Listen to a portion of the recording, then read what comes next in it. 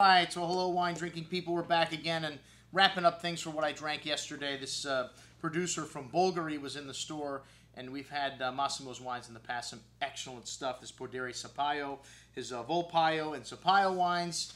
A true selection process. They actually go through all the barrels. Well, I should say, he started the winery in 1999, and he's located in a pretty good neighborhood there in Bulgari. His neighbors are Angelo Gaia and Ornellaia, and you put these wines in a blind tasting with those wines, and I think they would fare very, very well. We had one of our customers in that lives in Italy part-time, Peter, and he was just happened to walk in to pick up his wine, and there's Massimo right there. We introduced him. He said, "Hey, a good buddy of mine, Luigi, recommended your wine in Italy where I buy at the cantina, and you signed 6 bottles for me. Man, is this a small world or what?"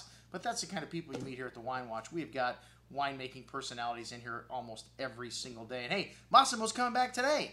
Unfortunately, we didn't tell anybody, but whoever's here in the store is going to get to meet him and taste his wines. Some outstanding juice. And these wines are blends of Cabernet Sauvignon, Cabernet Franc, Merlot, Petit Verdot, Bordeaux-style varietals. And, that's what does good in Bulgari. This is one of the few places in Italy that I really love international varietals, especially Bordeaux varietals. I would say Italy's got like 2,000 different unique varietals that they can turn into high-quality wines. Why bother with Cabernet Merlot? But, in this part of Tuscany, they really do excel and make some outstanding wines that are very distinctly Italian as well.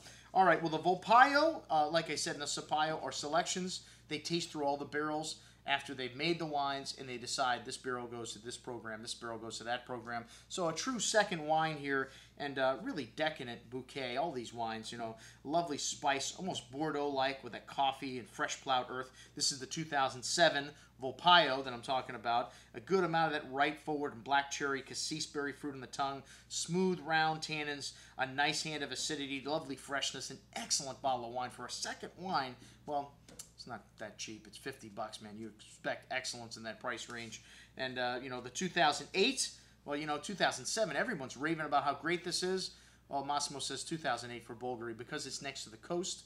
Very different climatically than areas like Montalcino and Chianti. So 2008 looks to be really outstanding in Bulgari.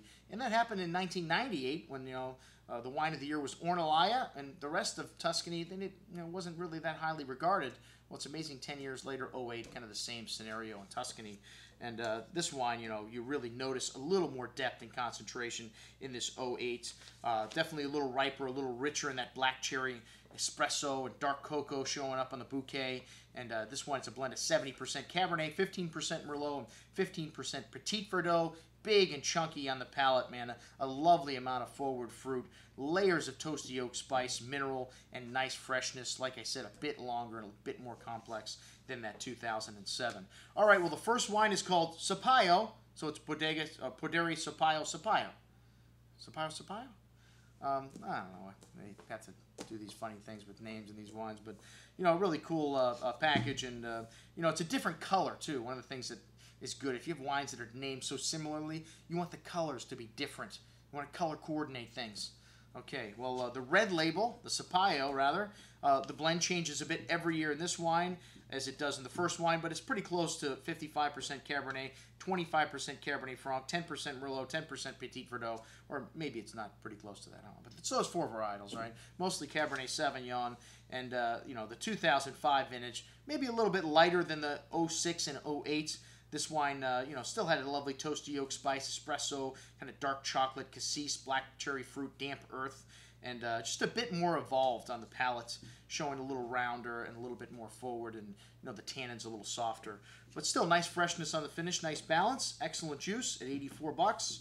And then the 2006, man, a blockbuster. Both the 2006 and 2008, most excellent juice. These wines expensive, but when you look at the quality in the bottle here, man, lovely floral, fresh herbs, kind of sweet tobacco spice, black cherry, currant berry fruit. You'd almost think these wines are Bordeaux's on the nose, and really big and chewy on the tongue with lots of layers, firm tannins, and that spice echoing through the finish. These wines need a lot of time. Still very large, really long finish, both of them. The 2008, maybe just a bit more, complex and big, but this wine's still not released. It's still got a little bit of time to go in the bottle, but some excellent juice. Thanks very much for stopping in, Massimo. We'll see you again in just a few minutes, I think, here. And that's what I had to drink yesterday, folks. I'm your host, Andrew Lampasoni, signing off for the Wine Watch, saying remember, always drink the good stuff first.